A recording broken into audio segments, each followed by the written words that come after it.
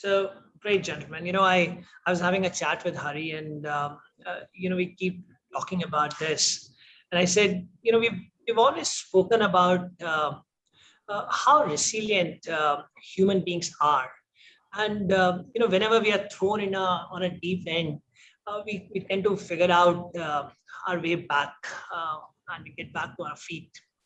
And but we often tend to forget that this is it's also very intuitive, and it's also very perspective, to get back at our life. And we also need to use a lot of intelligence, and have a contingency plans to put things together.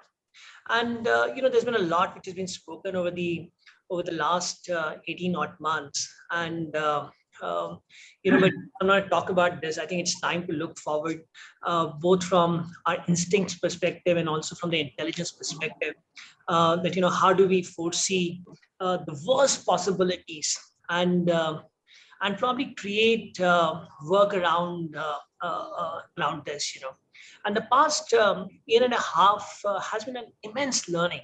I think in the companies, and not only how they have responded and navigated through the crisis, and how they've come out extremely strong, and they built the resilience against the future storms as well. And so today we got extremely very a panel from a diverse industries, and it would be great to hear their viewpoints from the industry perspective, from as a leader perspective, on what capabilities should be really built up to remain strong and resilient in the future.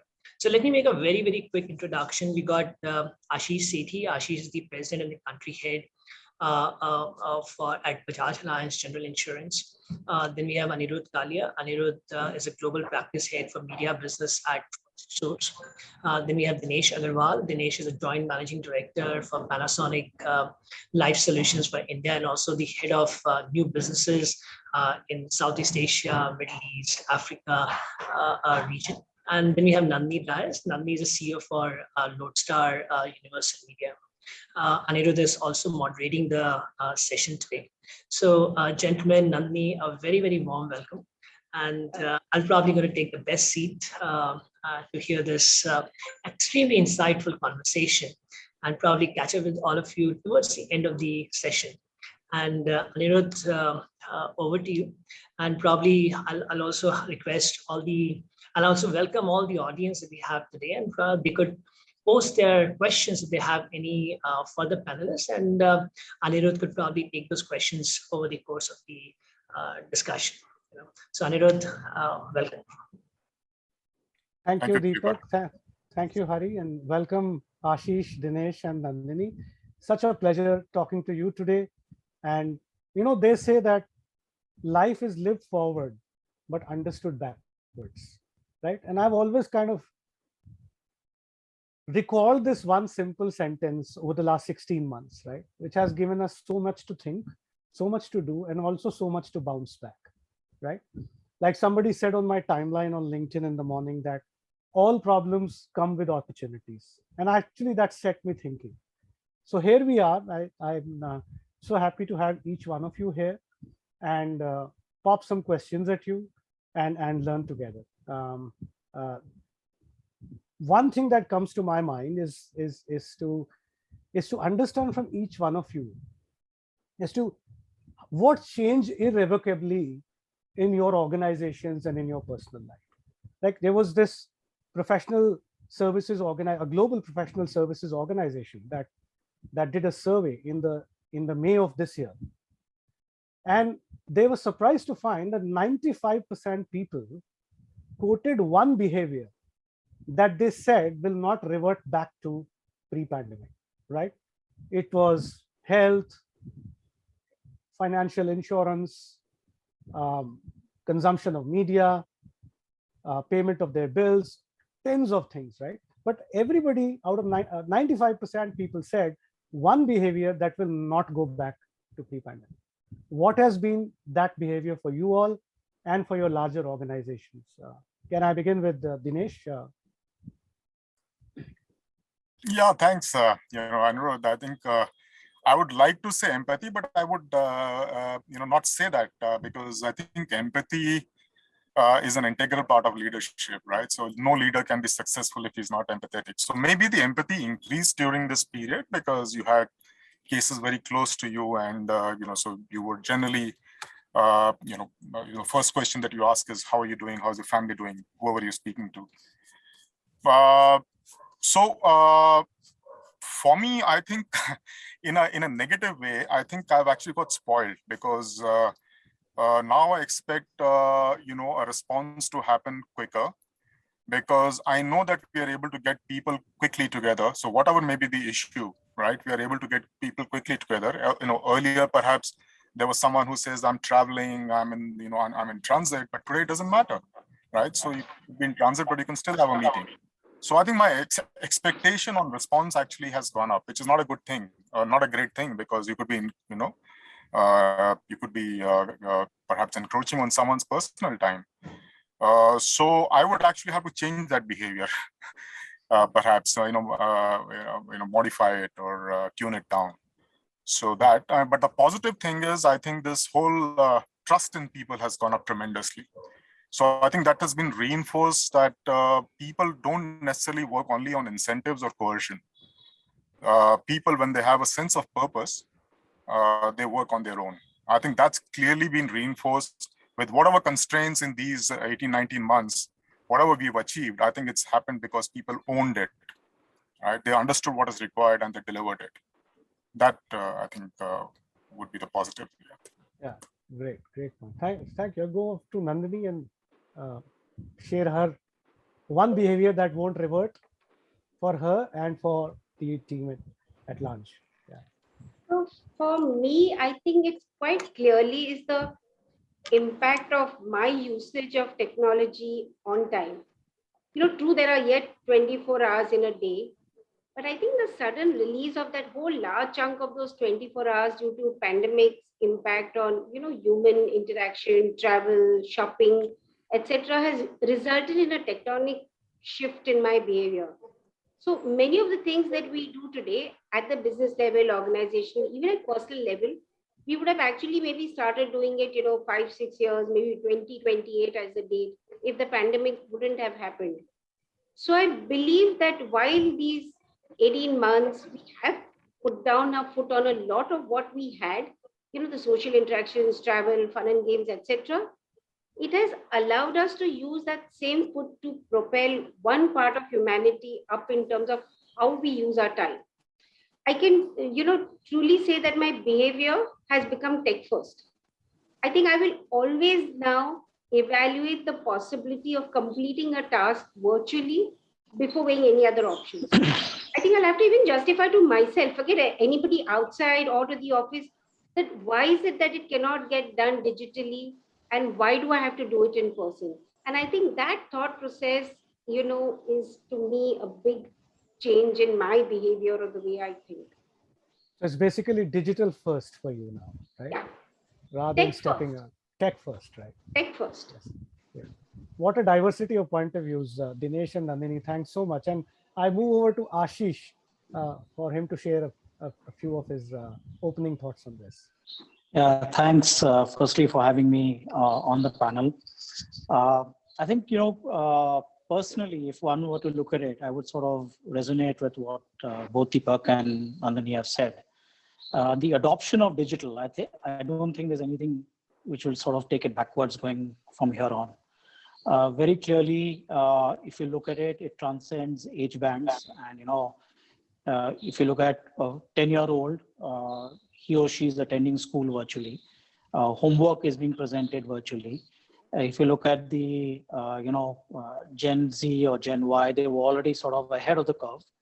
But now you see them sort of diving deeper into it, even from their, post-working hours perspective, whether you're sort of video watching or binge watching or looking at the OTT platforms. So digital or DTH has moved to sort of OTT platforms. And even if you look at the age which would be between 50 and 75, they've learned to adapt very fast. So this force fitment has sort of narrowed their time in terms of the learning curve and ensured they sort of adopt this faster. So the limitations that they brought upon themselves in the past, those have sort of really disappeared. So whether it's paying utility bills or even ordering an Uber, my mother wouldn't do it, and she's 77, but today she's very comfortable doing it. So I don't think there's anything going back on this. If anything, it'll just sort of keep getting deeper and wider. Yes, and let me circle back to Dinesh again, but I will start with you first now, because I wanted to know that one behavior of your personal, in your personal space that won't revert before we go back to, yeah. So what is that one behavior, Ashish, that won't revert back for you? Yeah. Well, I think the discomfort with or the uneasiness with some of the platforms that are presented digitally, that has sort of withered off over the last 12 to 18 months. So one is making it a point to sort of adapt and utilize rather than sort of just go off it and move to a physical platform or reach out to somebody personally to get an action executed. So I think patience levels with technology has grown. Whilst that has grown, impatience levels in terms of technology feedback has reduced. So if you spend time on technology, you expect faster tats, you expect faster feedback. The UX and UI is, something that people are getting impatient with. So whilst you get patient with the adoption, you're getting impatient with the results. And personally, I think that's the way it plays out for me too. Great point. Let me share my one behavior at the cost of taking 30 seconds. I have recruited my 20-year-old son as my tech manager. Right? I'm absolutely dumb when it comes to tech. And over the last 16 months, there have been so many times I've gone to him in his room, barged into his whatever he's doing and said, please teach me how to get a great screen background on Zoom. I mean, things as simple as that, right? And I think that is where I've kind of been reverse mentored by that generation, the generation Z or Z as we call it. For me, I have no qualms. I mean, I just took a new assignment and I have no qualms in asking a 24-year-old now that, can you please teach me this, right? In the yesteryear, in the pre-pandemic life, somebody had to knock on my cabin, come, introduce himself, and then do this, right? But now I actually turn around and ask people, can you please help me with this? And I have gained over the last 16 months. Anirudh, like the famous movie, The Intern. Oh yes, absolutely. Yes, I remember that. Yes. So now we have such a diverse panel today. One of the things that I've been talking to all of you individually and then as a group, what I marveled at was that when Ashish shared with me that the business is actually not just one monolith.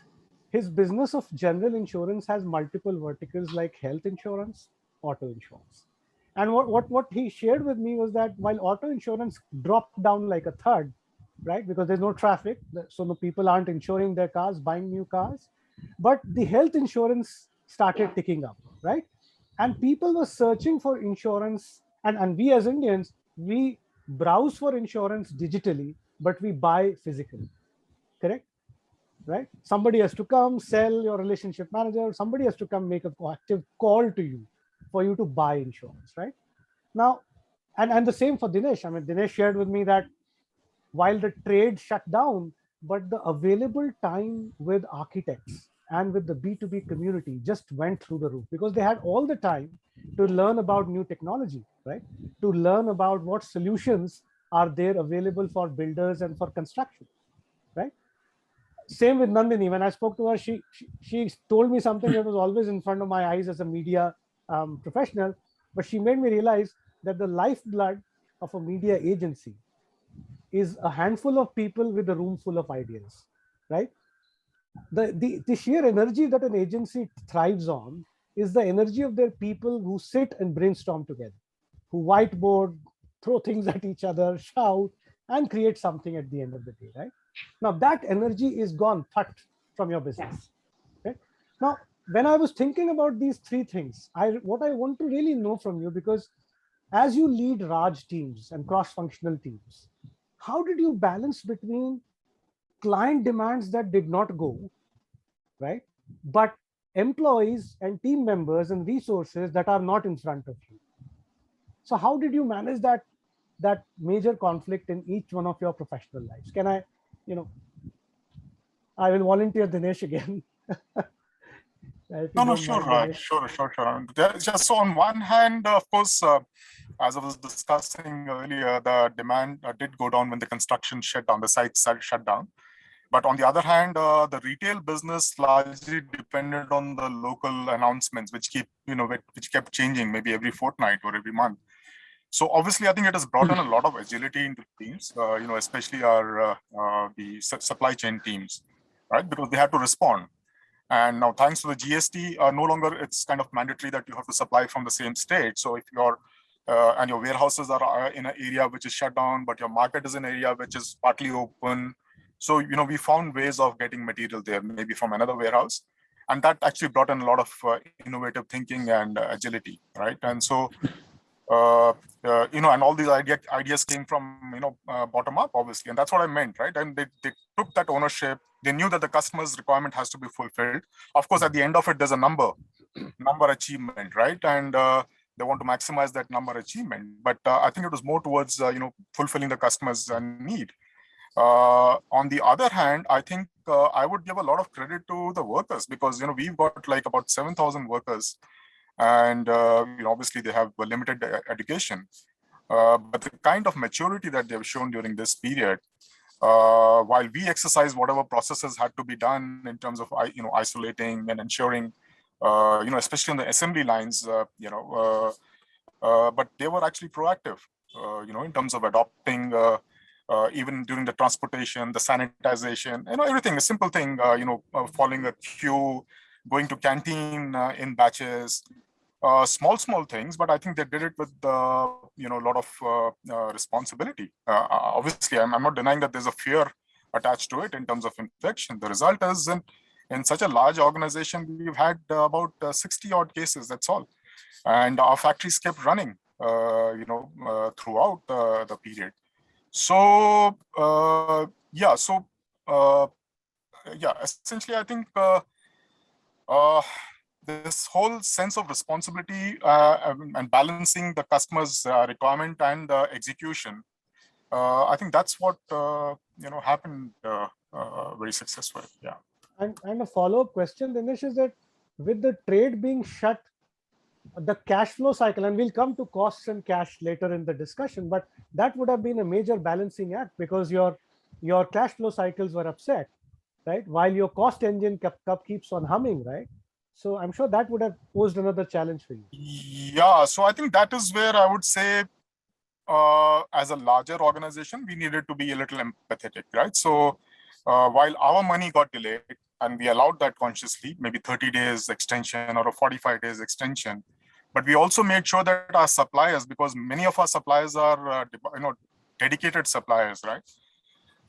We ensured that they got the money on time, or sometimes in some cases we also advanced them money so that they could buy their materials, and this is what ensured that the supply chain it does not get disrupted. That is the most important, because when the customer wants, the material has to be available.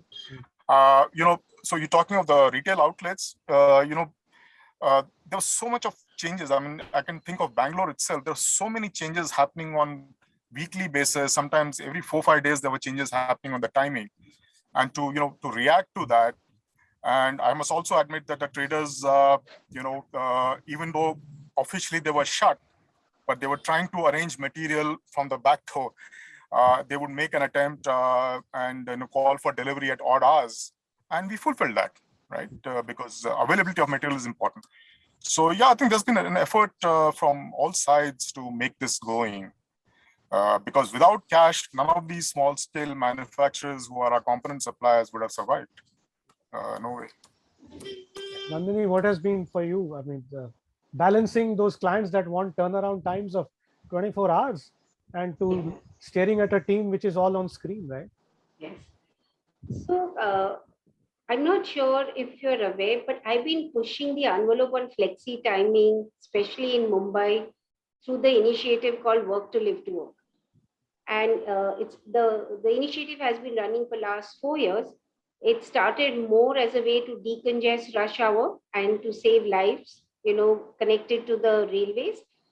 But so to some extent, each of our business groups within the agency had started to organize themselves differently, take into consideration a client's pattern and the team needs. But we also actually had several people, mainly women, who were working remotely.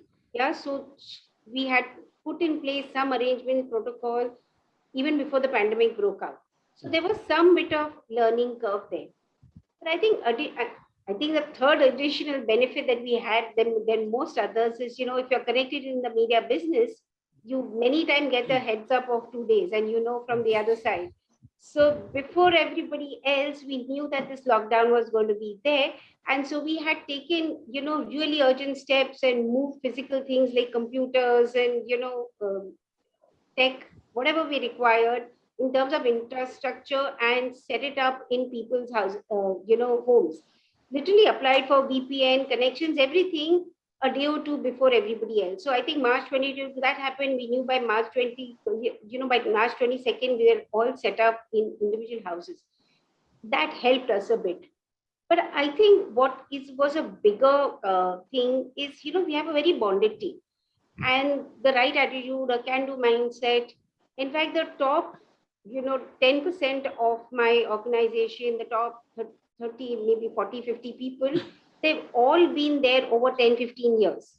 So you can imagine if such a senior leadership had been with each other for 15 years, it's far simpler to play. Yeah, so we knew each other for a long time. We could easily shift in and out of each other's life, so to speak.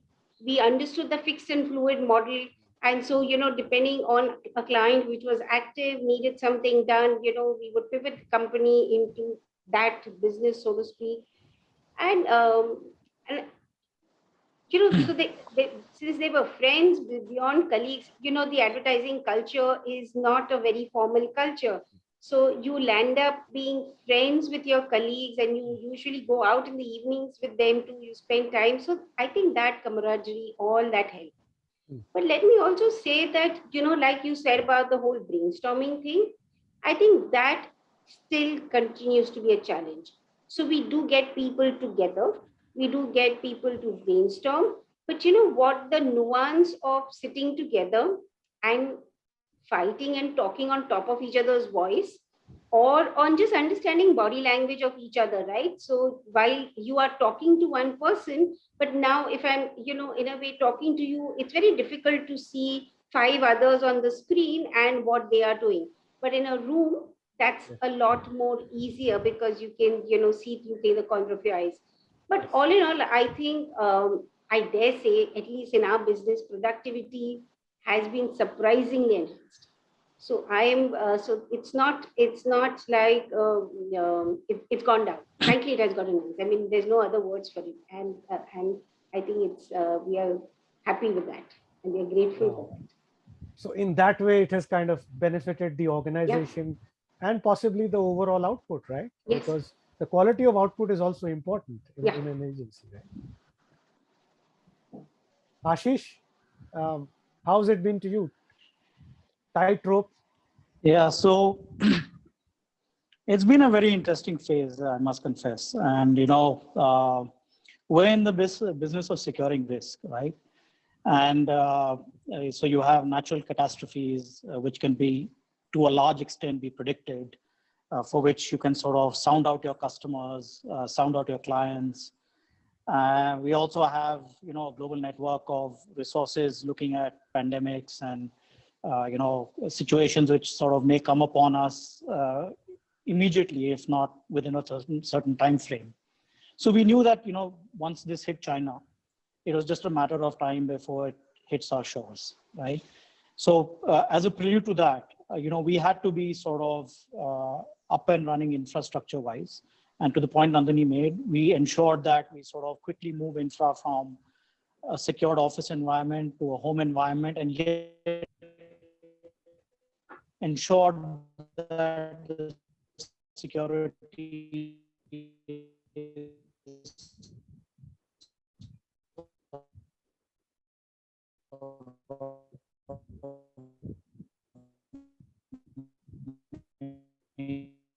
I think we're having trouble with at Ashish's end. and retained, right?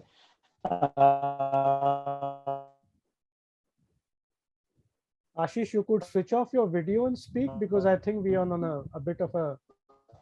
Because you're moving to a very disparate location, you're moving to remote locations, internet connectivities, and in these kind of situations, unlike a normal call center, if you call up and they'll say, we're in a pandemic situation, we are understaffed, and therefore we only work. These are our working hours.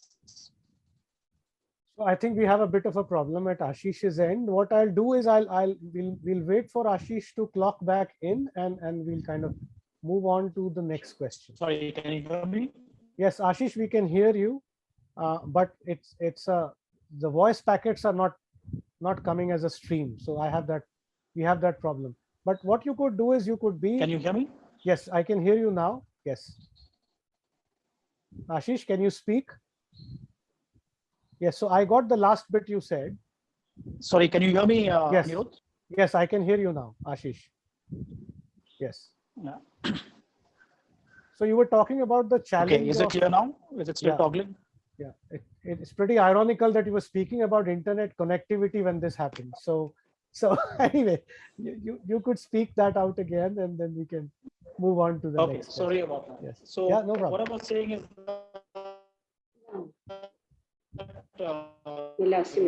Ashish, it continues. It persists for some. Yeah. Why don't you put the video on mute and we could try again? Yes. Yeah.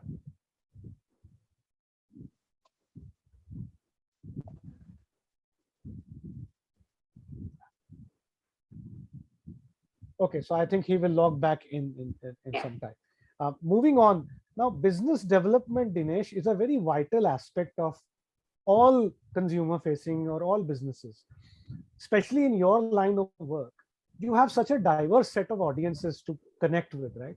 You have traders who are not very tech savvy, not very educated, right? But they are a lifeblood of your business as well.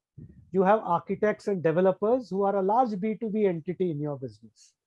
How did the whole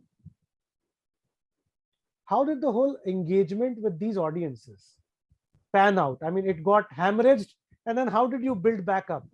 And what are your insights that you will possibly carry on once we are out of this pandemic? Yeah, I think that's very important, Anirudh. I think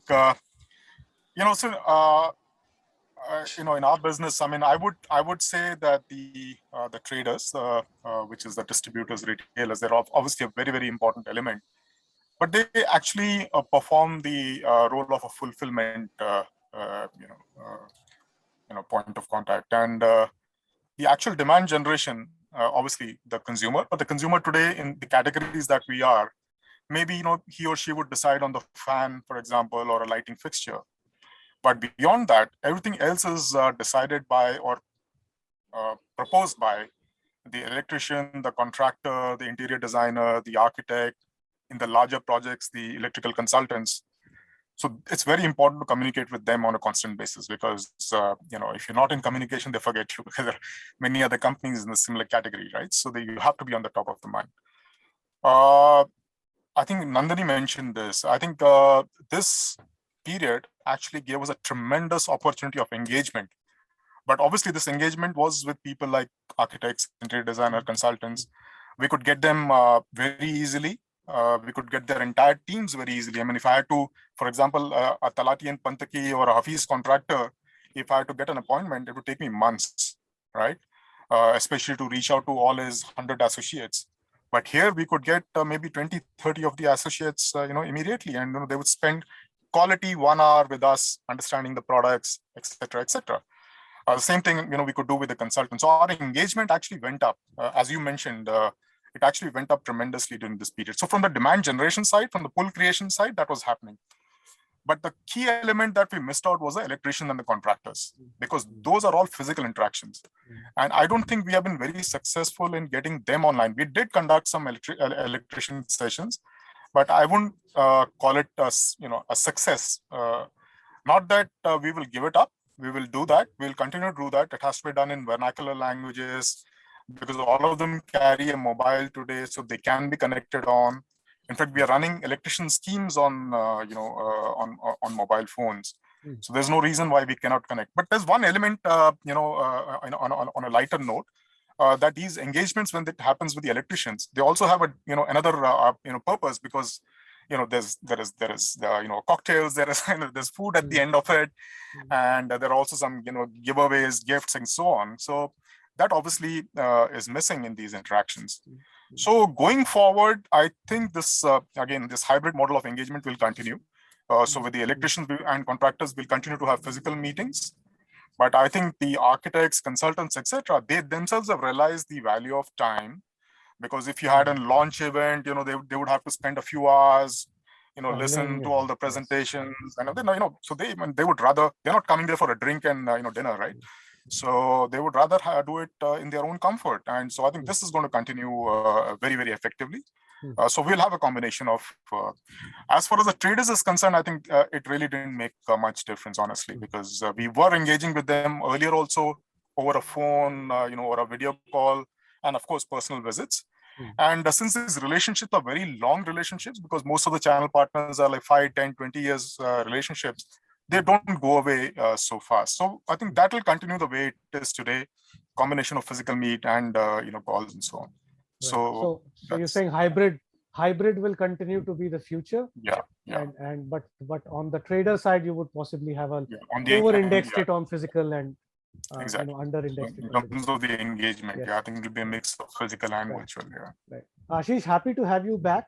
Just to onboard you before we got into this air pocket of internet connectivity, is that I asked a question on the business development and engagement side, because so many audiences engage with your organization, whether it is the agency organization, in your case, which runs into a few thousands, right? Or as a bank assurance leader, hundreds of those relationships at the partner banks level, right? Or your own sales force and teams which are actually on the ground. So how did you manage a fractured and hemorrhage customer engagement during the pandemic, and what are the lessons that you would possibly extend even out of the pandemic as we go along?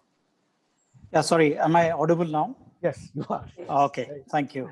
I think for us, and I'd sort of go back to the point you made earlier also in terms of the phygital aspect of the insurance business, where customers like some face-to-face interaction before they sort of conclude on a decision.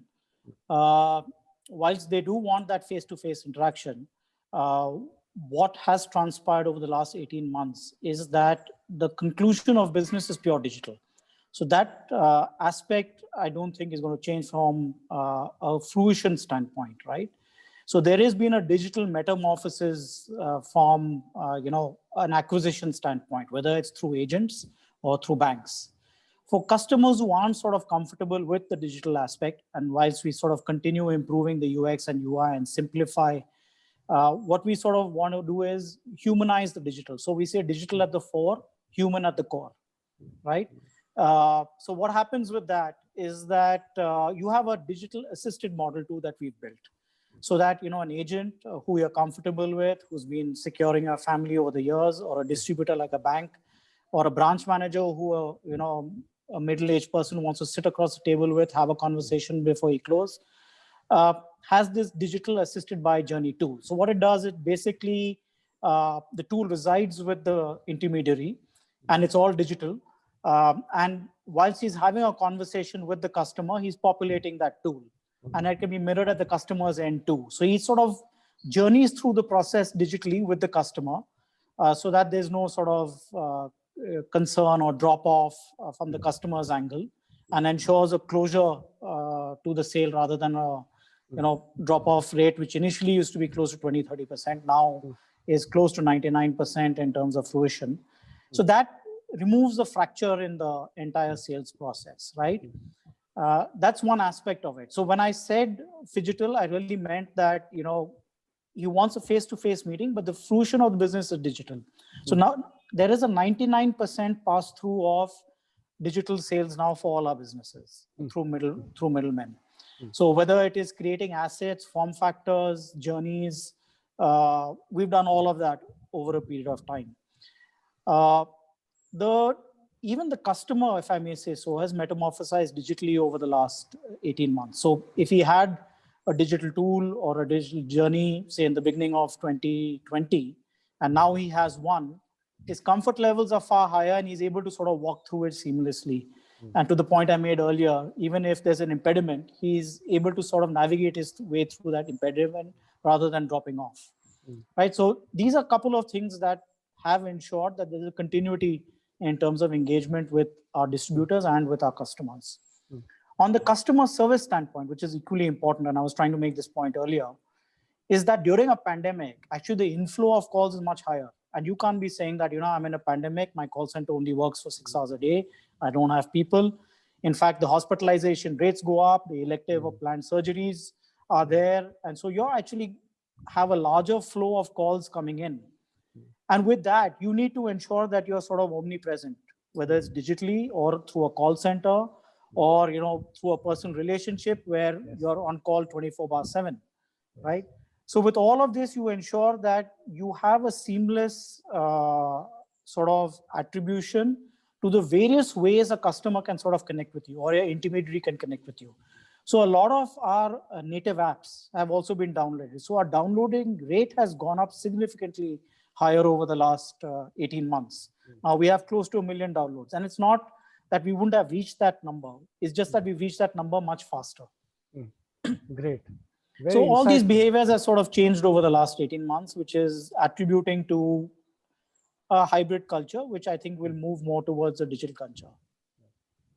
Very, very insightful, Ashish. And I'm going to remember this: digital to the fore, human at the core. Very nicely worded. Nandini, what has been it like for you? I wish that the way media business is procured is through going to events and forums and that it works. Frankly, it just doesn't, that is not the way business works. Advertising expenditure is often the largest line item expenditure through a single partner in many balance sheets. So the conversations are all around ROI, productivity, innovative thinking. I mean, most media businesses are well fought over and sometimes over months. And the agencies that are invited or the media houses which are invited is because of the size, reputation, clout, transparency, and transparency plays a big part as opposed to casual relationships. So I wish it was, I went to a party, met someone and he says, Nandini, it's so nice to have met you, here's the business. Yes. So no such luck. But so that's one part of it. But having said that, I think the need of the hour was, that everybody had to pivot. And the mantra to the team was that we need to think fast and we need to pivot in order to future-proof ourselves. So you can only get business if you have moved a step ahead and you have, pivoted your business. And curiously, in a way, a crisis always alters priorities, right? It creates new needs. And the needs was to, in a way, quickly anticipate requirements, reimagine, reinvent, and develop, in a way, proactive solutions to suit the transforming landscape. And, things were changing at the marketing people's end, in the company's end. So, if you came back with the same solution, nobody was going to accept that. The trick is, in a way, was to be to mentally stay on your toes, not, in a way, rock back on your heels. Yeah. And we had many meetings in the initial days, looking to position and diversify our product or service to fulfill new challenges that were being experienced.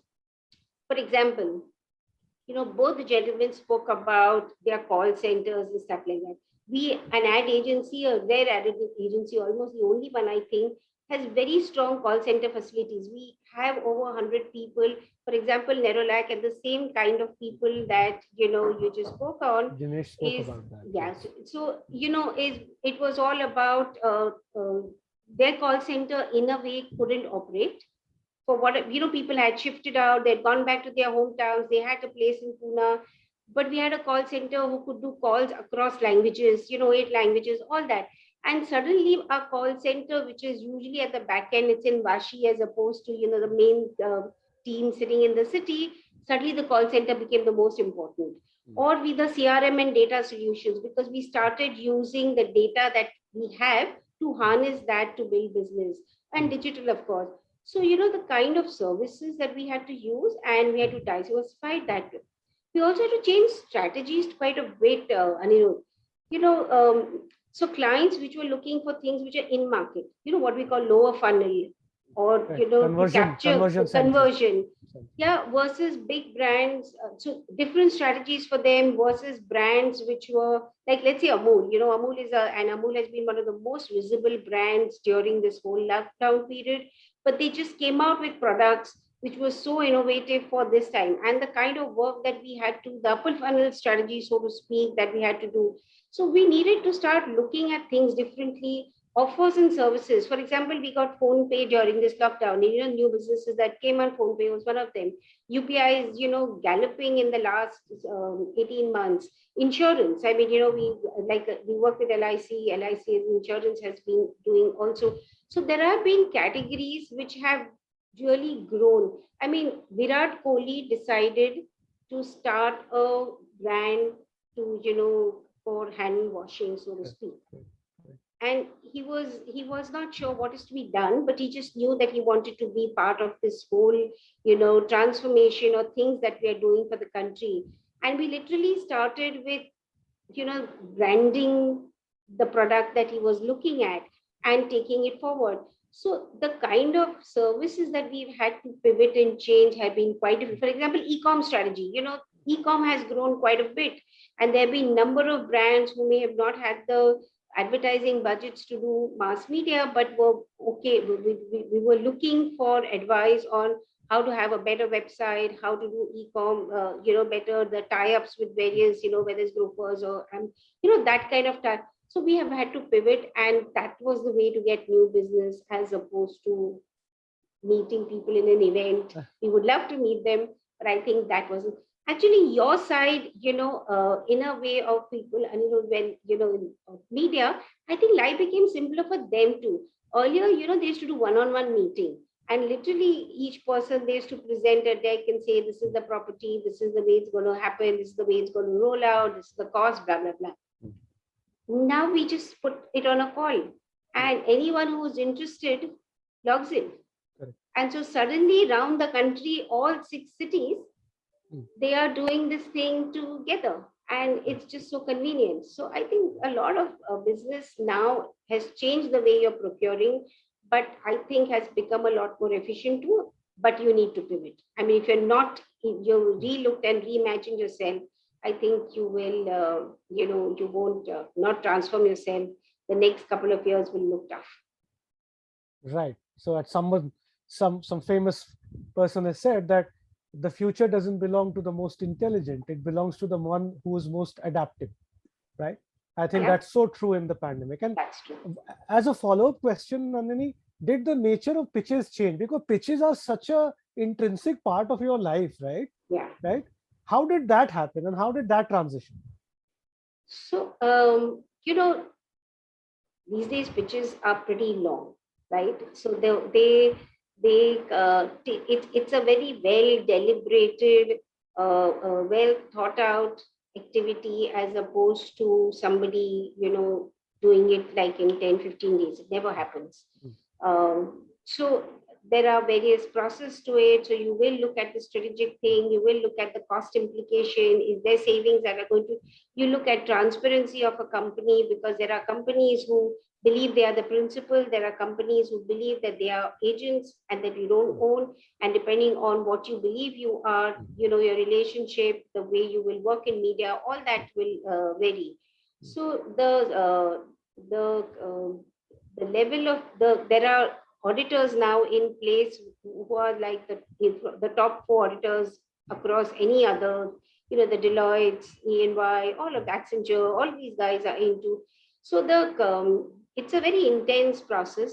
And I think the agency which finally gets the business really feel that They've earned we it. truly deserved it they and truly we deserved earned it. And so, you know, you're always delighted when you get new business. Yes. Yeah. Yes. Yeah. Thank you for this one. Now coming to a bit of while technology, I must say that technology has been the underlying thread in all our discussions so far, Yeah. right? Some of the other, all the discussions have, all the responses have had technology as. But in terms of specific interventions on technology, like you said, all of you said that we had to move a large part of infrastructure and install it elsewhere, right? But in terms of adoption of technology, what are some of the key elements that you think had to be P1 activities when it came to adoption or acceleration of technology for each one of you? Ashish, you want to go first? Yeah, sure. So, for us, it was really about taking it down to the last mile within the system and even to the last mile with our partners. Now, if you look at an RM in a bank, he may be very conversant with the technology that the bank provides, but how conversant is he with the technology that the insurance company provides, right? So it was all about ensuring that there is a dissemination, training programs and awareness created on IT, right? Apart from that, I think a critical element of this IT and dissemination and day one was also vernacular, right? We tend to forget that because if you look at technology and if you look at the top 20 cities, English could be the primary language. But as you sort of get into the hinterlands, right? If you look at deep Tamil Nadu, Karnataka, any of the southern states, the conversations are in vernacular, the communication is in vernacular, the text is vernacular. Now, that was the other thing we had to do very quickly because you were moving away from the customer. Your approach to him was limited because of the pandemic. And therefore, he needed to understand what you're sort of communicating. So one aspect was digital, the other aspect was vernacular, the third aspect was training, right? Creating awareness of how to use these tools and what these tools can be sort of, and where they can be utilized, right? So very quickly, we also had to have digital training, right? To use the digital tools.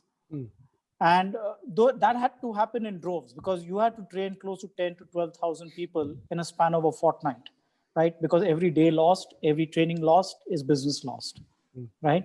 There are customers out there who are buying. So to your example, when you said, we had this discussion and we said motor insurance came to the standstill. So we sat there and we said, okay, motor insurance has come to a standstill. Anirudh owns a car. He's not going to insure it right now. What are the two things that we can do? So we used analytics, deep analytics, and came out with two propositions. One is, Anirudh has been a customer with us. He has a motor insurance with us. He trusts the Bajaj name. Sell Anirudh a health insurance, right? Use this as a cross-sell opportunity because right now, on Anirudh's mind, top of the mind would be health insurance, not motor insurance, but insurance is there, right? So reach out to customers using analytics through technology, through the native apps and push health. That is the other aspect that we did very quickly. Number two is innovation. How do we sort of move insurance from the traditional motor insurance to a more adaptive motor insurance? So we came out with a sandbox product, which is pay-as-you-go insurance. So we knew that Anirudh is not going to pay 100,000 rupees for motor insurance this year, but he may use his car, which he wants to secure for whenever he gets out over the next 3-4 months, and may drive it for only 300 kilometers. So Anirudh can buy a motor insurance for 300 kilometers rather than pay the full stack. So this is very innovative. This is, I think, a truly innovative product for the troubled times. Yes. Yeah. So what we had to do is really put our thinking caps on, and more importantly, execute in quick time, right? Because there is a time when your motor insurance comes up for renewal. You go past that date, and then it becomes even more difficult to renew your car, right? And there is a time when Anirudh is going to think of insurance, and if you're not going to get to him first on the health insurance perspective, somebody else is going to do it, or you're going to go to an aggregator who's going to provide it, right? So, but to ensure that we sort of ring fence Anirudh, we did all of these, right? And that's where we are really coming from. I think execution, training, communication, and quick and efficient deployment, right? You may not have the best solution on day one, but you have a solution on day one, and you keep improving it on day 2, day 3, day 4. But don't lose the customers where we sort of went with. What you're saying is basically get the MVP out, That's right. up in front, minimum viable product, and then you could iterate and improve upon it as you go. That's right. But don't be out of the market. Don't create a vacuum. Don't let the vacuum be, right? Absolutely. Yes. Dinesh, any insights from you on these aspects of technology adoptions, and what were priority 1 items for you on technology? So, in a way, see, the businesses that we are building up on, are basically 3 values. That is, safety, comfort, energy saving, and in the same order, because, as per our study of the market, these are the kind of, in priority, these are 3 aspects which a customer is looking for, whether it's residential or even in the office space. No, sorry, office spaces, energy takes the predominance. So these are obviously very early feelings, but from whatever we've seen in this period, our products on the automation side, which allow lesser physical interaction. So, for example, we have this whole set of IoT products which can enable you control all your lighting, fans, appliances, etc. There is an increasing acceptance now. Whether it is happening because of the technology familiarization, and as I think you mentioned, or Ashish mentioned about older people becoming comfortable with technology, and then you have great enablers like voice, right? So today, you can actually, even if you're technically illiterate, you can actually give a command and do anything in the house, right? You can ask the washing machine to be switched on, at a preset cycle. Now, this is what is, the green shoots are showing for us. And we believe this is going to continue, perhaps driven by the safety factors. So, we've got IoT sensors which can sense gas leakage or a smoke in the house. These are not mandated in India as yet, but it will be eventually, as it is in most of the developed countries. So, and similarly, we see on the office space. So, of course, energy saving has always been, or in the past few years has been at the forefront. It is becoming, a stronger, there's a stronger awareness, and even the retrofit, the existing offices, people want to change the lighting. They want lighting which can be dimmed, the lighting which can be controlled, with the daylight, which can be controlled based on this, the number of people in the office and so on. So, so there is an enhanced set of, and also maybe we also attribute to the fact that people have lived or spend more time at home. Indoors, with yes.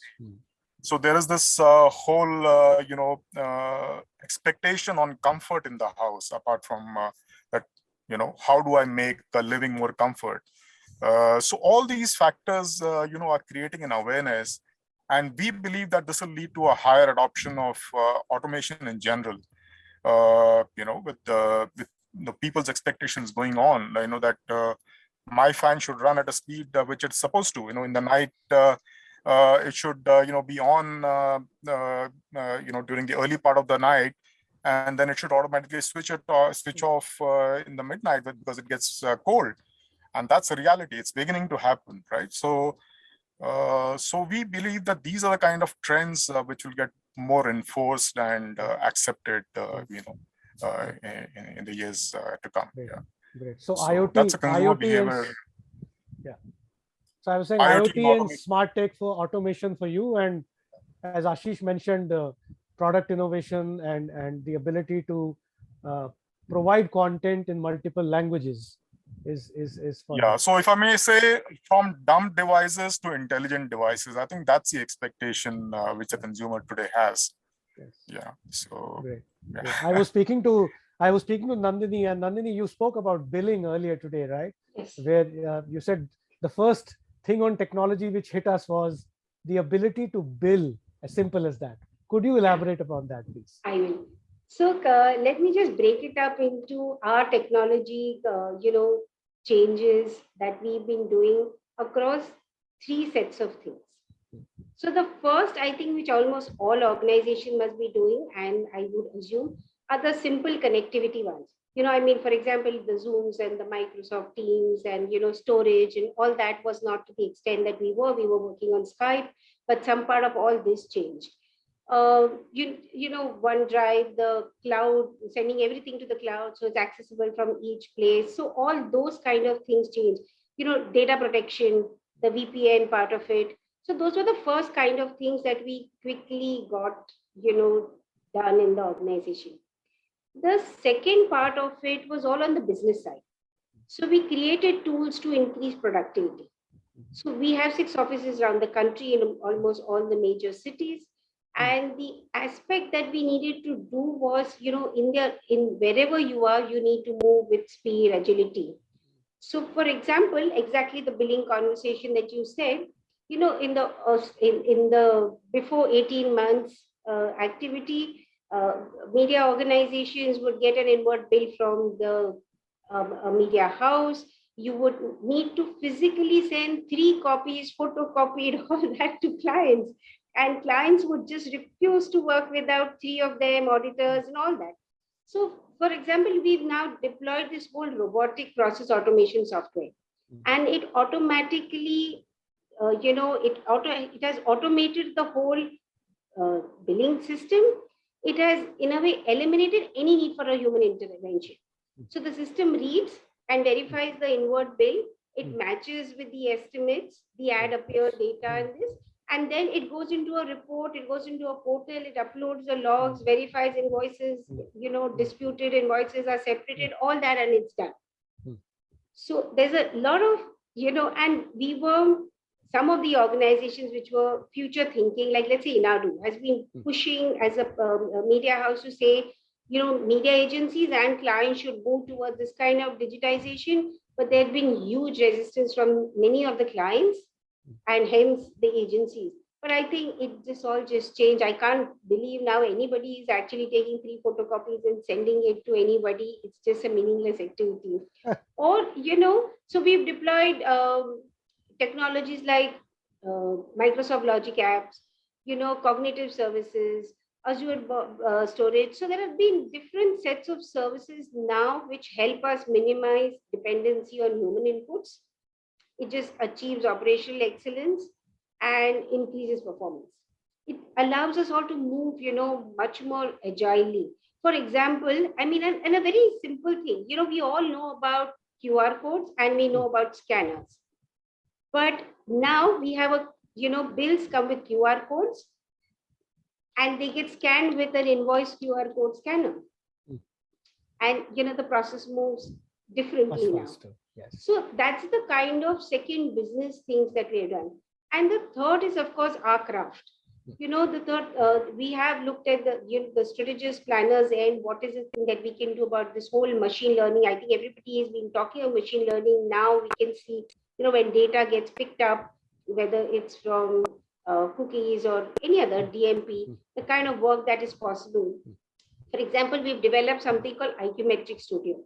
And IQ Metric Studio is, in a way, a planner's gateway to a suite of all proprietary industry tools.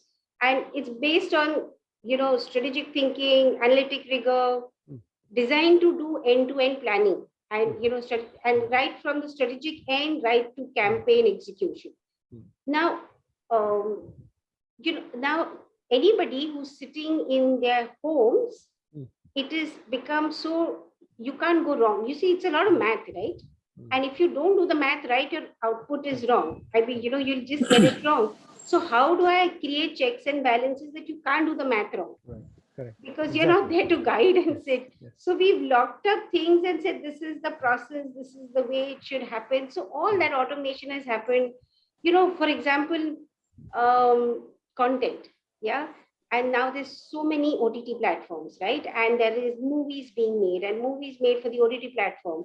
Earlier, we used to have a team of people and, you used to call them and say, Shah Rukh Khan is doing this movie. This is the opportunity. This is the space you can go.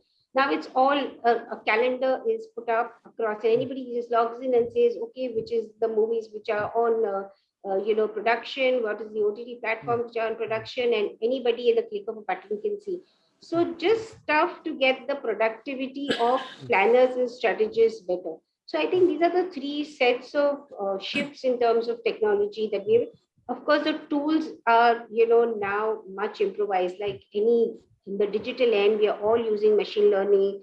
We are all using the kind of automation that makes productivity much better every time you advertise. So that's, I think, our technology play. This is pretty fascinating that, for a media agency to move to RPA and cut out so many phone calls and validations and reconciliations, and this is truly amazing. It's true embedding of technology. Now coming to the people aspect, Ashish, Dinesh, and Nandini, while technology has galloped and you guys have kind of matched up to it, right? But this would have left a skill arbitrage in the organization, right?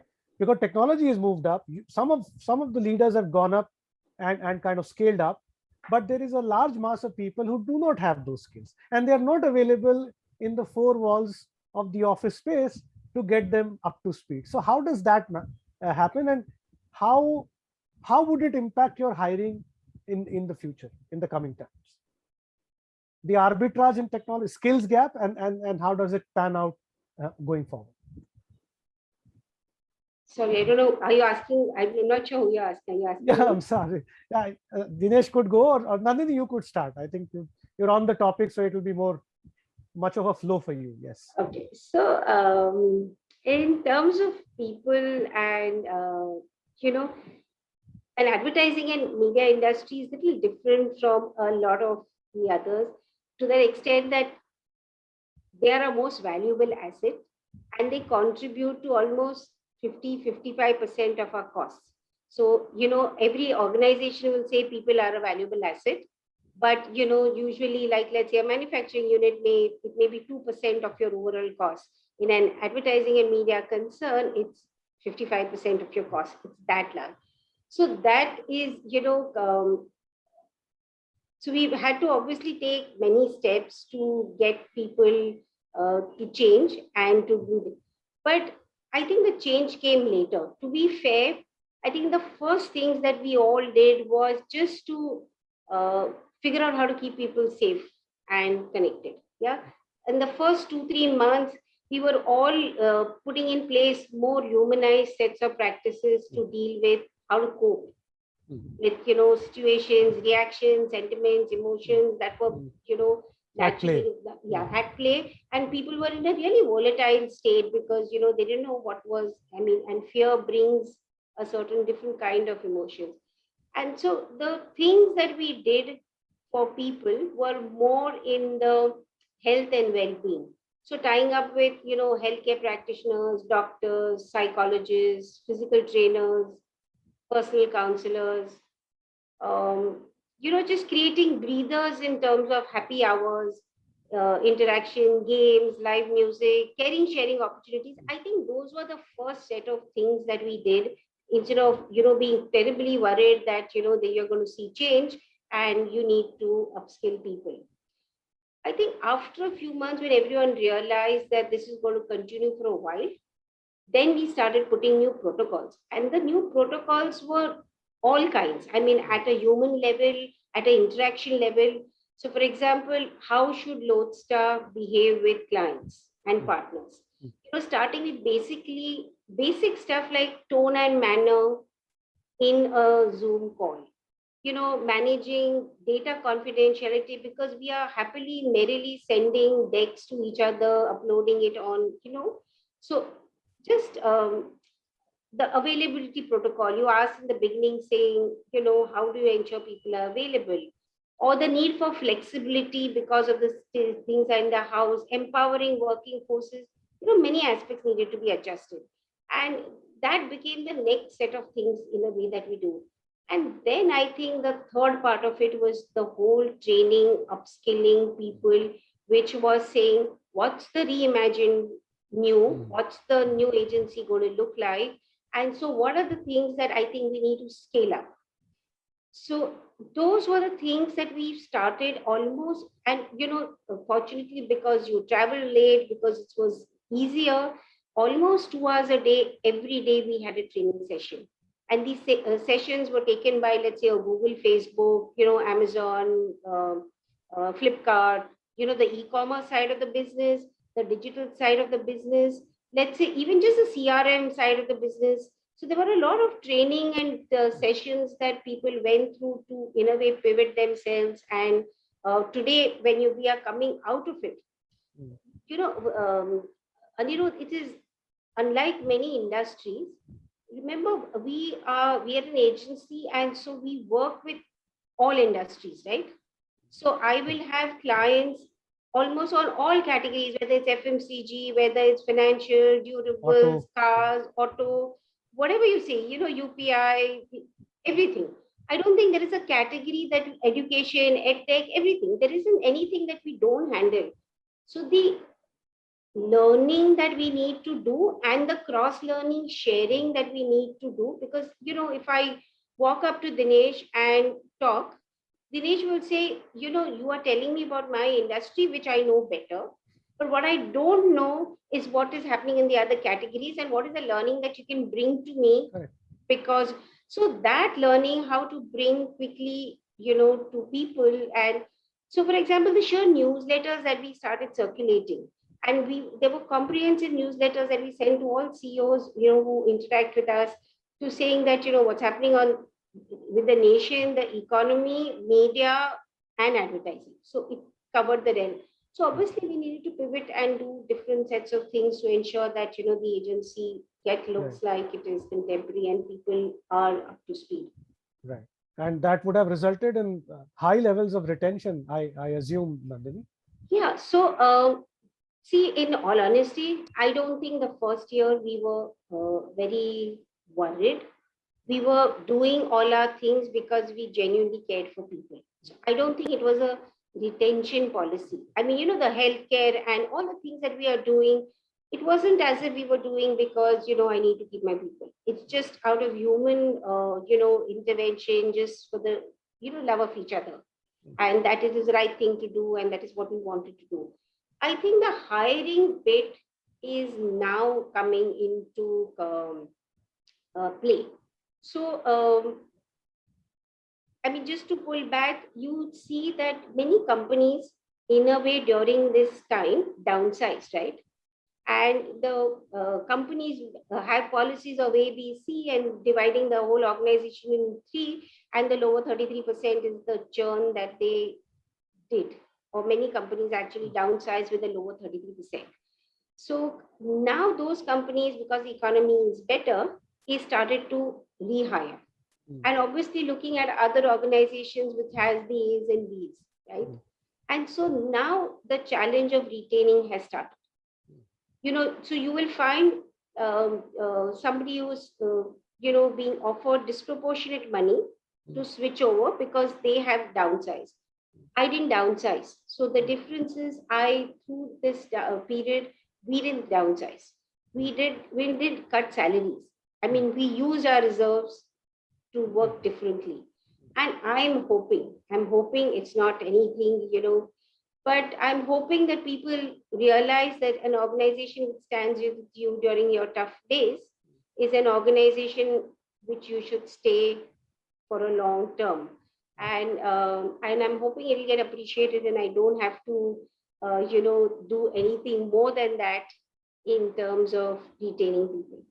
Absolutely. Truly, I think this would be one of the unique gestures, because media has seen a torrid time, and organizations in media across the board have kind of right-sized, cut salaries, and And many, I mean, from, the owners, even the media agencies, and I've been hearing really sad stories of many people who are, and people who are, for example, I heard a story of somebody who said, we have a policy of 50-50.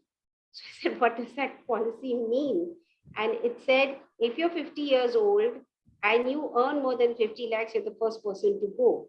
And in my mind, that person is probably the person who's worked with you long, is probably somebody who's given, 10, 15 years of their lives to you and grown your organization.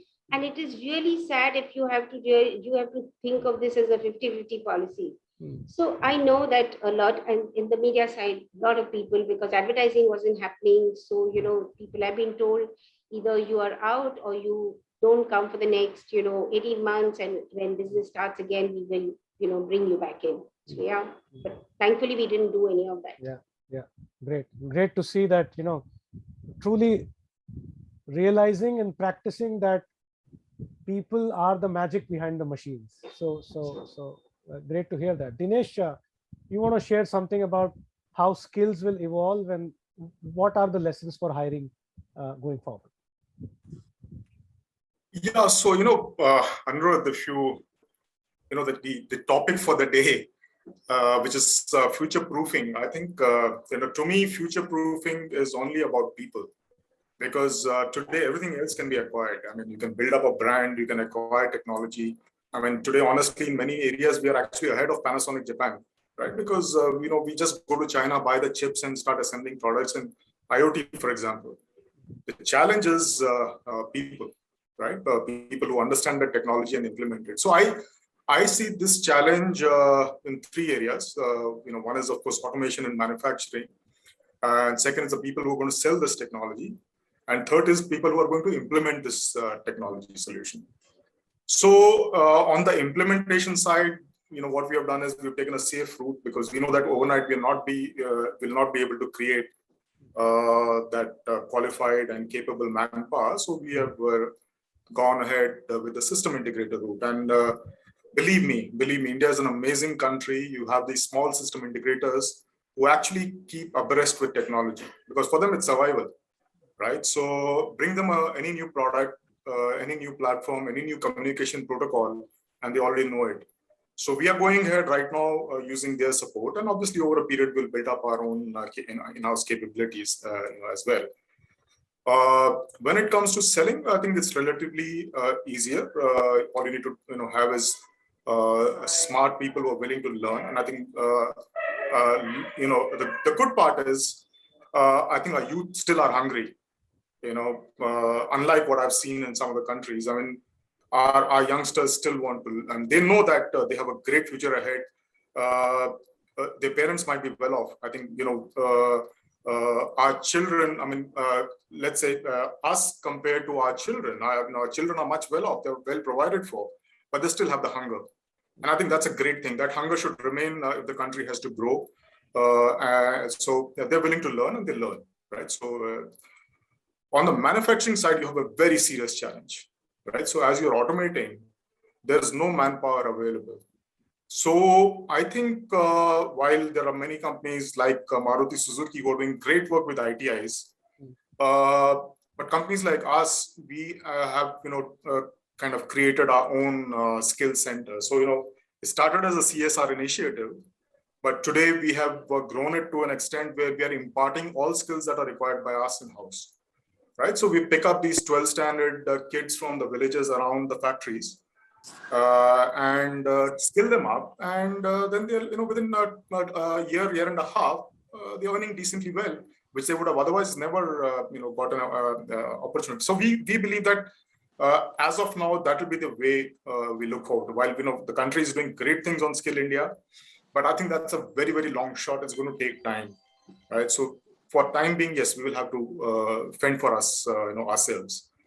So but yeah, so skill certainly is a challenge, across. And so similarly, if you see the electricians, I think India is perhaps the only country where electrician can do work at, in your house without having any kind of a certification or a valid license, right?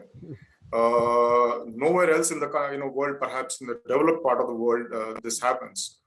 So again, we have taken this on as our responsibility, and not only us. There are companies like Schneider, Legrand, who are working on it as well, to train up the electricians, formally train them up, because otherwise they just they've grown up, they've learned from each other, not necessarily the best practices. So they're skilling. So we're trying to skill them. So these are some of the initiatives that we are taking. So you will need workforce which is more educated, which is more aware. So obviously, like most manufacturing companies, we are teaching our workforce. We teach them the 3 Rs, which help them create whatever the quality documentation they want. Maybe in vernacular language, but they create the quality documentation. So that's the way. I think you have to start ground up, work along with the partners, and invest on your own to skill up. You can't wait for the country to get skilled, and then wait for things to happen. So that would be, that is our take on the situation currently. And funny you should say that. Sorry, Dinesh, go ahead. I'm saying there's a dearth, and there's also honestly a dearth of quality education, including the engineering schools, right? Because we hire so many engineers, they're not necessarily of the same quality. But then we retain people who have the hunger, as I mentioned earlier. That's, I think, to me, I think that's most important. I mean, you may not get educated in a IIT or an NIIT. You could be from a tier 3 college, but if you have the hunger, you'll pick it up. So right. I think that's what we ride on. Yeah. That's a good lesson from Dinesh. Merely being an engineer will not count. You'll have to have the hunger and the attitude.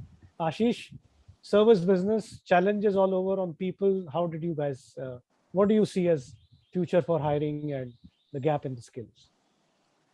So firstly, I think, within our organization, the first thing that struck me when I joined a year and a half ago is the number of people who are tenured, right? Every second person you meet on the floor is in excess of 10 years with the organization, leading up to 20 years. So they've really been part of the growth story of the organization. And during this pandemic time, I mean, it was important to sort of ring fence them emotionally, right? Because I think their anxiety levels went up. Family members were contriving COVID. In some extreme circumstances, obviously, they've had to deal with far more graver situations. And therefore, we wanted to ensure that we are omnipresent for our employees. We had an outreach program. We had conversations. We had events, and so on and so forth, just to ensure that emotionally, I mean, we are with our people and, they don't feel left out. That was one aspect of it. The second aspect of it was the upskilling and the learning part of it. Now, if you're going to be working from home, typically anybody who's moving from an office environment to a home environment is saving 3-4 hours a day in terms of travel time, right? That is going to give you sufficient time to upskill or sort of believe that you can sort of, reach out to an aspirational job by understanding what is required to reach that job and invest in yourself to reach that job with the guidance of the human resources, your boss, your team, whoever you want to sort of reach out to. So as an organization, very fungible organization. So, a person in distribution can move to ops, an ops person can move to actuarial, an actuarial person can move to, analytics person can move to IT, so on and so forth. But what we want to ensure whilst we open the doors, that the person invests in himself towards that job aspiration. And that's what we provide to employees. So upskilling is a way of life in the organization. And over the last 10 or 15 years that we've been doing this, it's sort of become an internal way of vying for something that most organizations people feel is out of reach, right? That being said, we actually hired during the pandemic. So, I mean, in certain verticals, certain channels, certain geographies, we went out and hired because there was a need to hire, right? I don't see a dearth in skills, but I do see a dearth in attitude and approach. A lot of people don't have the right attitude and the right approach to business. And that's one of the things I personally look at when I hire within my teams, right? Skills to me are secondary, primary is the attitude. And that's what I'm sort of dealing with, right? There's a generational gap in some age brackets and experiential brackets in terms of attitude and, like Dinesh said, hunger. So you could have a guy from a tier 1 college with the wrong attitude and he could just be the rotten apple in your system, right? Which you don't want. So that's something, we address as we sort of go along, right? The last part of it is that, whilst we, build up skill sets, we look at incubating internally. We've got a very strong IGP program now, right? So we much rather hire internally than hire externally. So our first port of call is to hire internally. And when we hire internally, we identify people in advance and put them through the rigors and say, okay, if this interests you, this is what we will do with you over a tenure of time so that you get to this point in time. And within the senior management, it's very clear. You can't be a one-eyed jack, right? So if you want to get to a VP level and SVP level, you have to mandatorily have spent time in various channels in the company. You cannot get to that by doing the same thing with a sort of breadth over a period of time and expect to be a VP or an SVP. So that's pretty much understood within the organization. So I think culturally people sort of understand that if they want to get to various stratas, various jobs, various organizations, companies within the group, they need to invest themselves. So culturally, I think that's in place. But to the point, hiring right, whether it's internal or external, is very key, and that's what we look at intrinsically. Great. So great bunch of learnings on this one people issue. I think from what Nandini said about caring for them, and to what Dinesh said, that nurturing them, and what you said that kind of invest in them and grow them from within. I think these are great bunch of lessons, and organizations that would thrive out of the pandemic are the ones that would have done great work within the pandemic for their people. So on that note, I hand you over back to Deepak. I have so many learnings today, all of you, that if I was traveling back on a flight, they would have charged me for extra baggage tonight, right? Thank you very much, Nandini, Ashish, Dinesh. It's been a pleasure. Pleasure. Likewise. Over to you, Deepak. I think outstanding conversation. This could have probably carried on, and it was beautifully moderated. I always say it's never easy to moderate a conversation digitally. And so one thing which I probably have taken is that that we have always been talking about agility and ability to quickly adapt, and this is so much clearer that now it has to be part of our DNA if we really need to survive. And Dinesh, Ashish, you both spoke about the hunger, and I would totally agree, because you will have the entire batch of B school graduates passing out without going to the school even a single day. And so probably the only way you could differentiate is the way they show their hunger out. So it won't make a difference whether you're from IM now or whether you're from a mid tier management school. So I think, yes, you guys are very much right. It's the hunger that you're going to show once you're out in the job market. Well, we all spoke about the fulfillment at the work front.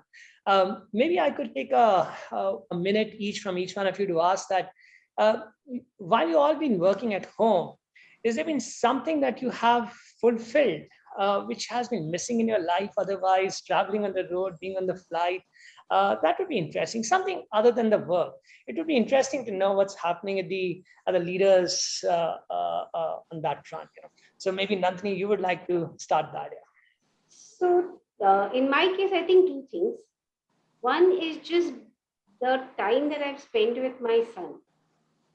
I have two sons. One of it is in London, so even whatever FaceTime, but the one which is here, otherwise young kids, they are moody. When you come back from work, they may not be in the best mood to chat with you, and then you do weekend to weekend conversations, and the rest of it is only have you eaten food, or very transactional, basic. I think just this time spent, it has been a blessing for family time. So that's my one big thing. I think the second is health. So I have in this time period, because you're not eating out, the media business, advertising, you're out, you're partying, you're meeting clients, you're out all the time. So every day you'll end up eating some food which is not the best for you. But at 7:30 you're hungry, but you're in a place where there's gorgeous food, and then you end up eating it. So just regulated food, things. So the health, I think, is the second. So to me, health and family both have been a huge benefit. Great. And once you get used to a healthy living, you'll probably want to continue that irrespective. So I think Yeah, in fact, that I'm wondering how will that continue, because you will land going back to the same routine, and you will never eat at 7 o'clock dinner because you're yet in the office most often. So that kind of thing is going to be a challenge back again. that's exactly what Modi said. He said he eats only one meal a day. So so you could probably plan that way. No, that I promise you, I'm no Mr. Modi. I need my 3 meals. Well, Dinesh, what is that one thing that you fulfilled on a personal front in this pandemic? I think spending more time with my wife, but she still does not agree. So she still complains. I mean, I've spent 18 months, with her, both of us seeing each other's face day and night. But yeah, she still complains that I don't give her enough time. So, so I don't think I've still fulfilled that. I think the second part, what Nandini said, I think it has enabled at least me get some kind of a discipline on my exercise, or whatever form of exercise regime, and food to an extent. So I hope I can continue that. Great. So, well, Dinesh, you are one of those fortunate ones. My wife is actually tired of me. She says, "When will you get out of the house?" So I think you're one of those real fortunate ones. So, hats off to Archana. Actually, Yes. she is looking forward to spending more time with you. So that's really fun. Deepak, Yeah, I am totally agree. I've been hearing two sides of this story. One set of couples who says, "Oh my God, I was so used to my independence. Now that the husband is at home, everything that I do can be seen." And some of them feeling really grateful that they're finally time together. Like Agnello and I we are so happy that we're just together and we manage time together. We used to be both in two different directions. No, I agree. So we have friends coming home every weekend for a very simple reason that PT and I, we can't see each other anymore after 5 days. We're done with that. Nice. What's up at your end? I see a lot of books behind, but what's happening there? You're on mute. Anirudh, you're on mute. So unfortunately, I don't have a very profound thing to share, but what I can share with you is that a lot of unnecessary stuff in my life has fallen away, and I'm grateful for that, right? Otherwise, I was an animal, a consuming animal who earned enough to buy things he doesn't need and pile them up in my house, right? I think a lot of right sizing has happened in my life, right? I have traveled from superfluous to necessary. That is the journey I have made, right? And the second thing which I seriously have tried doing is meditation, right? My wife is a 25-year veteran of meditative practices. I test it every day because I can't make her angry. So, I do that litmus test every day, and I'm increasingly losing my ability to make her upset with me. So I thought, I took inspiration and I started learning some meditation. So that's what I have done, and it's kind of right-centered my conscience, and I think placed me in a happy place. Yes, Steve. I intentionally kept this question last one for Ashish because Ashish's wife can actually make any situation extremely vibrant and colorful. So there's no doubt that Ashish's life would be extremely vibrant and colorful. So Ashish, tell us, what's that one thing that you really did, which you always wanted to do because now you had more time at hand? Well, on a lighter note, it's been so vibrant that even I'm looking at meditation now. You know whom to call. Good one. But, I think I was on the road for 20 days a month for close to 15 years prior to this pandemic. So it was just like running on a treadmill, relentless. And what transpired with this is that two simple things. One is that we had a lot of conversations, right, which was really missing when you're in the rut of a career, rut of life. And both my wife and I have been career people. And then, so you just, those meaningful conversations and just spending time with each other, even probably just as a family, four of us have, I don't recall prior to this, having sat on a sofa and just watched a movie together, right? So the simple things of life, I think I've sort of begun to cherish. That's one. Number two is that actually totally opposite to everybody else. My exercise regime has gone out of the window. I've been binge eating. So I was for close to 11 years, I would play squash 3 to 4 times a week. I haven't seen a squash court for the last 18 months. The scary thing is I don't intend to see one even right now. I've got so used to the new lifestyle.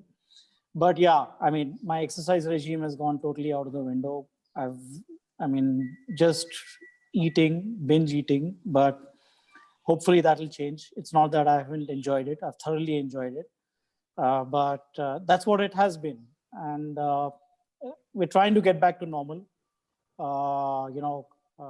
As kids go back to school, my son is actually on his way to UK. He's just got into Warwick Business School for his master's program. So he leaves and as offices open, I'm sure travel will start. But having said that, the last 18 months, I would cherish them going forward. Absolutely. Wonderful. This is, I will end the conversation here, but there's a question from the audience, and I'll probably take this up very quickly. And the question is that maybe all of you could probably put in a small bits on that. Experiential marketing was all about having a swanky auditorium or a swanky place where you can go down and experience a Panasonic product, or probably a car or whatever.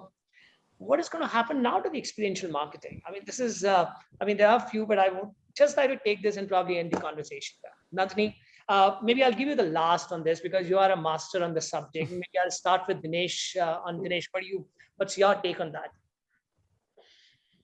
Yeah, so I think it'll depend on the product category, obviously, because to all of us, there has been a kind of a surprise in terms of how the ticket size of online purchase has been going up, right? So things that you could never imagine earlier, or let's say even a diamond jewelry, for example, being bought online. So today, if you talk of let's say consumer durables, for example, I think a virtual experience could be created as good, because you have such great tools, which give you a lifelike demonstration of the product. But a car would have to be physically experienced, right? Because you want to drive it, you want to. I think this is how the products will get segregated, where a lot of purchase decisions may happen online. Or in the other categories, the shortlisting will happen online, but the final purchase will happen after physically experiencing them. No, I totally agree with you. But what surprises me, Dinesh, is the maximum car launches happened in the last 18 months. And I wonder what's happening. I don't even remember the brand names which just got launched, and are they still there in the market, or the new ones have come in? God knows on this. Ashish, what's your take on this here? Well, actually, Anirudh touched upon it. And for me also, what I found is that my purchase aspirations have come down significantly, right? And, there are desires and there are needs and there are wants, right? I think I'm more veering towards the wants rather than, sort of veering more towards the needs and the wants and the desires. So unless there's a need for it, I really wouldn't sort of go out and buy it right now, right? Which is not a good thing in some sense. Consumerism drives this country, and I think that's, scary if there are many more like me. But from the standpoint of desires, I wouldn't say that it's not there on the anvil. For example, I would much rather experience a holiday now in a remote destination, or drive up into the hills by, if I can take a brand name here, buy a Thar and just sit in it and do a long journey into the hills and just stop by at random places and stay in random, Airbnbs.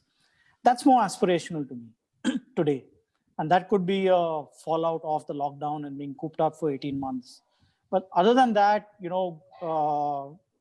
my wife now suddenly says, we've been watching so much TV, we should buy a 65-inch TV as against the 50-inch that we have right now.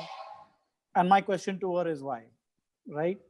What doesn't this TV do that a 65-inch TV would do, right? But that's where we are. That's where I am today. But there's another subset in the family, which is the total opposite, which says, okay, we're spending time at home, so let's invest in what we would need at home. So a 65-inch TV, which is intelligent, for example, she just went ahead and bought one of these home cleaning robots, which is Milagro, right? Which is just to, she says, I'm tired of domestic help and now I'm going to get one of these gadgets to clean the house. So that's where the investments are going as we speak. So I think if you look at experiential marketing, it would be targeted at least to our family more in these aspects. Right. So Dinesh, you can take the number of Mrs. Sethi after this call for 65-inch. Yeah. Anirudh. Yeah, so simple answer. Apple reported a $80 billion quarter, right? The god of experiential marketing, right? Yeah. Correct. So experiential marketing is front and center. It's just the medium that will change. The experiences will remain. So that's my take. Nandini, over to you. We all bow to you now. No, and three stalwarts. There's nothing. No, so I think the purchase journey cycles of different products will be different. And I think we need to look at it more as a continuum of, need versus desires.